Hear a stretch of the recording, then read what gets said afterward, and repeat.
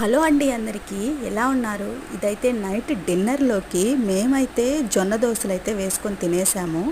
Hello అండి అందరికీ, ఇవాళ నైట్ డిన్నర్కి అయితే జొన్న దోశలు అయితే వేసేసాను. నేను చూశారు కదా, జొన్నల్ని ఇవాళ ఇలాగా 5 టైమ్స్ అయితే వాష్ చేసుకున్నాను. ఎందుకంటే చాలా డస్ట్ ఉంటుంది, చాలా నల్లగా వస్తాయి వాటరు.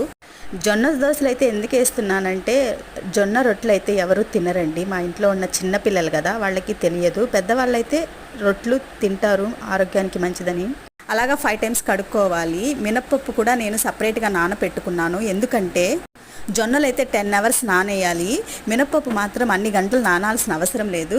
కాబట్టి ఒక 1 అవర్ ముందు నానబెట్టుకుంటే సరిపోతుంది. ఇలాగా ఈ రెండింటిని కలిపి పిండి అయితే మిక్సీ పట్టేశాను నేను. ఇప్పుడైతే ఈ పెనం మీద మా ఇంట్లో ఉన్న గొప్ప చెఫ్ అయితే దోశ వేస్తున్నాడు.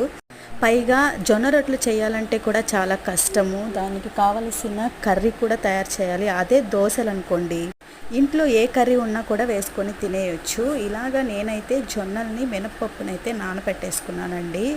10 అవర్స్ అయితే జొన్నలు నానబెట్టుకున్నాను. చూశారు కదా ఎంత నీట్గా వాష్ చేసి పెట్టుకున్నాను. ఎందుకంటే అసలు ఇవి స్టోర్లో ఇచ్చినవి, చాలా డస్ట్ ఉన్నింది. నేనైతే ఇలాగ దాన్ని మిక్సీ పట్టేసి దాంట్లోకి పల్లి చట్నీ అయితే తయారు చేశాను. ఇదిగో మా ఇంట్లో ఉన్న ఈ గొప్ప చెఫ్ అయితే డ్రాయింగ్ వేయమంటే సరిగా వేయడు, కానీ పెనం మీద దోశలు మాత్రం రౌండ్గా వేస్తాడు. అదే మా వాడి టాలెంటు. ఈ చెఫ్ మాత్రం డ్రాయింగ్ వేయమంటే, నేర్చుకోమంటే మాత్రం